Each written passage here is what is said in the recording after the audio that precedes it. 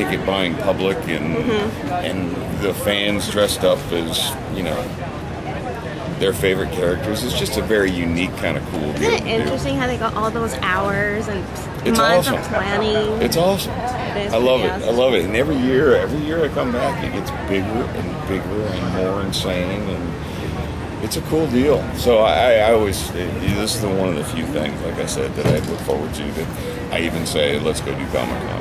Because normally I'm up in the woods hiding from this, so it's good. Thank you for coming. Oh, Welcome. thank you for having me. So, I am here for the Possession.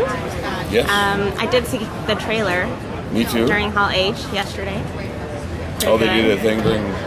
Yeah, they showed a preview. Oh, I didn't know. Yeah, so I was there Missed for it. that. Can you just tell me a little bit about the movie storyline? It's a family broken apart.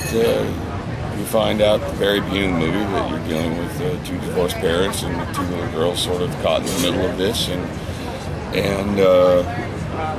they buy a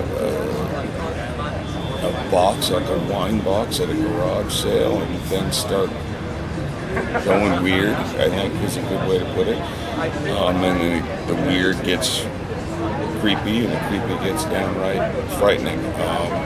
And so there's a real family dynamic, character-driven. You really will kind of get invested, I think, in these characters, which makes the payoff at the end all that much better.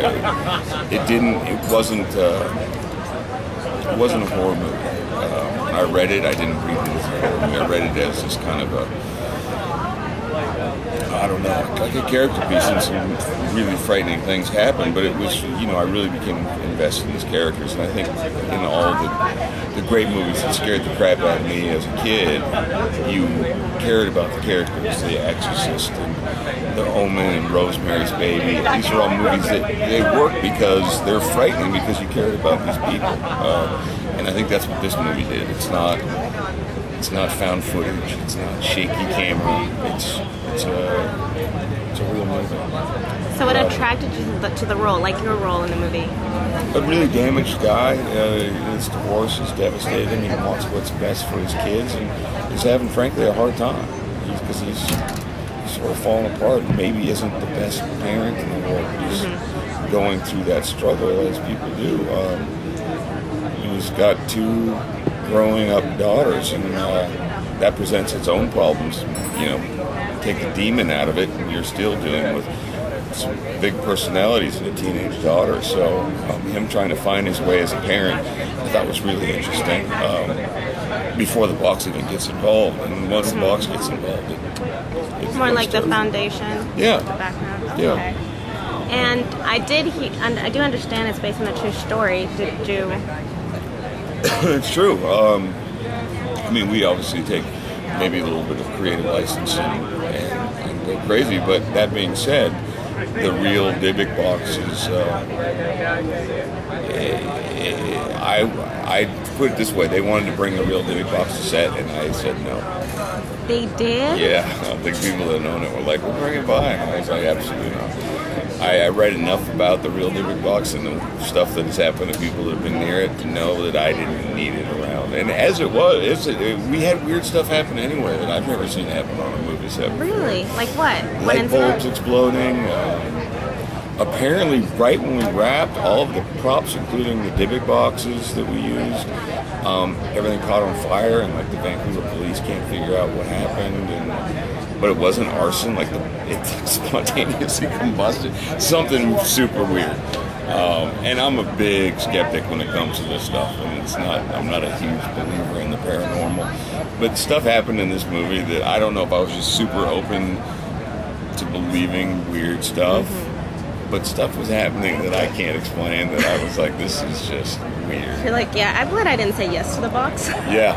The saying that we would say, and my girlfriend, she was like, look, don't mock the box. And I should have had shirts made for everybody. But the crew, everybody, we did not make fun of this whole deal because we took it real seriously. Because if you read about what actually the Dybbuk box and people that have had it, what has happened in their lives, it's just one of those things. It's like, you know what?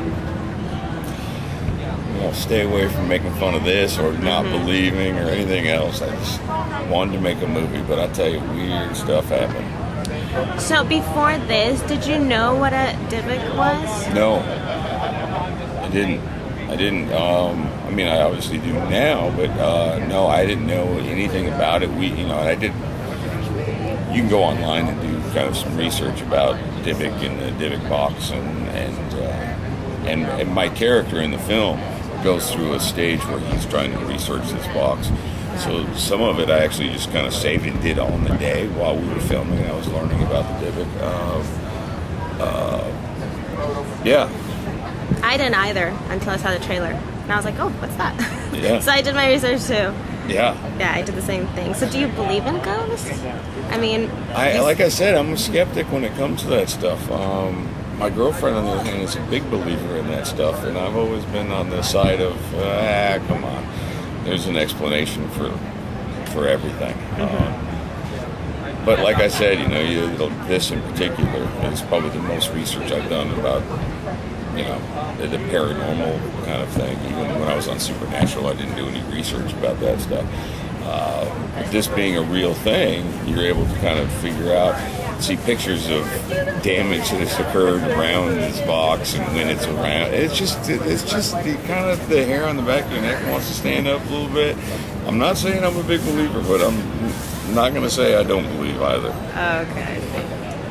I'm still on the fence. So you like the horror that attract you to maybe do it in the future? Doing a horror movie? Did you enjoy it more than the drama? I like this project because of the script. I thought was really good, and I love Ole, and we're actually looking for something to do together now to work again. But I'm not a big fan of the genre. I don't think.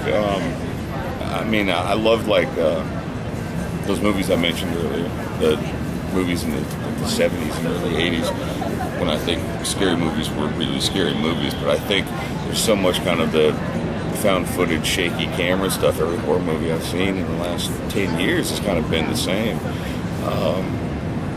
Kind of lost its original touch? I think so. I think it has, but that's me. Some people love that. But if the right script comes along like I said, I didn't really consider this to be a horror movie. I didn't want to go in to make a horror movie.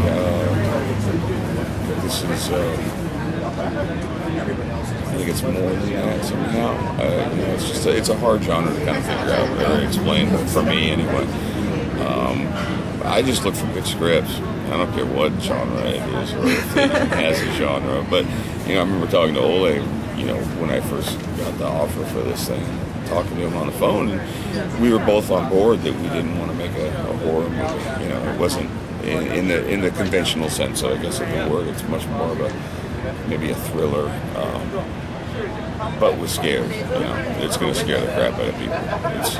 It's genuinely scary because it could really happen. And now going back to Comic-Con, growing up, did you have a superhero favorite? Did you follow I comics? like Silver Surfer. Remember Silver Surfer? I liked him a lot. And then always Spider-Man and Superman. I remember my uncles. I'd go to my grandma's house to stay, and my uncles had a really good comic book collection. Oh, really? Yeah, and they were like the originals. Wow. And I would lay in bed and read all the superhero, Spider-Man, Superman. Who else? But yeah, I became a fan.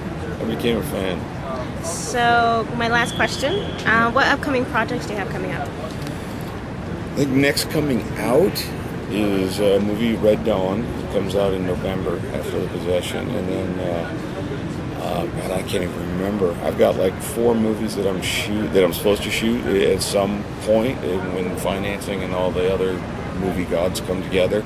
Then I go back to Magic City, the show I've been doing. I go back to there. Love that show. Yeah, thank you.